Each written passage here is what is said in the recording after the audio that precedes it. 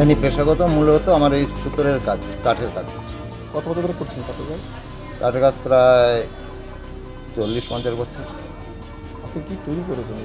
আমি এখন বর্তমানে এই স্কুইটা তৈরি করেছি। কি দিয়ে তৈরি করলে এটা কতদিন সময় লেগেছে? এটা মেহগনি কাঠ দিয়ে তৈরি করেছি। করতে মিনিমাম 9 থেকে 10 দিন সময় লেগেছে। কত টাকা খরচ হয়ে যায় এটা? এই অবধি খরচা ব্যাপার হচ্ছে কোনো কিছুই তো আমার কিনতে হয়নি, কাঠ আমার বাড়িতে ছিল, বাড়ির কাঠ দিয়েই করা।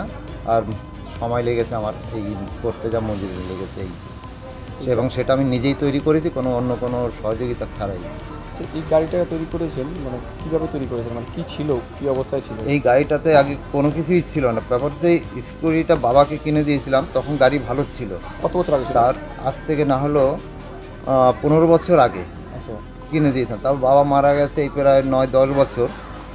মারা যাওয়ার পরে এই গাড়ি আর কি আমরা ধরতাম না, বাইরে পড়েছিল। থাকতে থাকতে দেখা যাচ্ছে এর শেষ পর্যায়ে আমিও এখানে থাকতাম না, বাইরের দোকানে কাজের জন্য বাইরে থাকতাম। এসে দেখি গাড়ির কোনো অংশ প্লাস ফাইবারের কোনো কিছু নেই, এমনকি ব্যাটারি কিচ্ছু নেই। তারপরে কি ওটাকে আবার এতদিন পর এখন মনে হলো যেন ওই গাড়িটা পড়ে আছে, কিছু থাকছে না, তাহলে ওটাকে বের করে দেখি। তার বের করে দেখি ওর কিছুই নেই। তারপরে আমি ওগুলো দেখি তাহলে এটা কীভাবে ঢাকা দেওয়া যায়। তার প্রথমে মাঠঘাটটা তৈরি করলাম, তারপর পাদানিটা করলাম, করার পরে দেখি বাকিটাও আস্তে আস্তে দেখি করি। এই করতে করতে এই অবধি পুরোটা কাঠেরই হয়ে গেছে। কেন কাঠের কেন ভাবনা? টিন ছিল বা বডিও তো কিনতে পারতো। না, বডি কিনতে গেলে পয়সা লাগতো বা টাকা পয়সা লাগতো, এই সামর্থ্য আমার ছিল না।